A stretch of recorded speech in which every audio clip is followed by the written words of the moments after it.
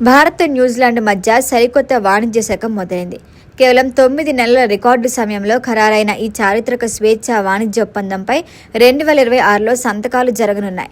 ఈ ఒప్పందం ద్వారా 5 ఏళ్లలో ద్వైపాక్షిక వాణిజ్యాన్ని $5 బిలియన్ పెంచడమే కాకుండా రాబోయే 15 ఏళ్లలో న్యూజిలాండ్ భారత్లో $20 బిలియన్ భారీ పెట్టుబడులు పెట్టబోతోంది. ఈ ఒప్పందం వల్ల మన దేశంలోని ఫార్మా, వస్త్రాలు, ఆటోమొబైల్ రంగాలు భారీగా లబ్ధి పొందుతాయి.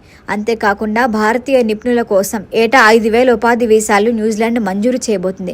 ముఖ్యంగా మన రైతు ప్రయోజనాలను దృష్టిలో ఉంచుకొని పాడి పరిశ్రమ, గోధుమ, బియ్యం వంటి సున్నిత రంగాలకి ఒప్పందం నుంచి రక్షణ కల్పించారు.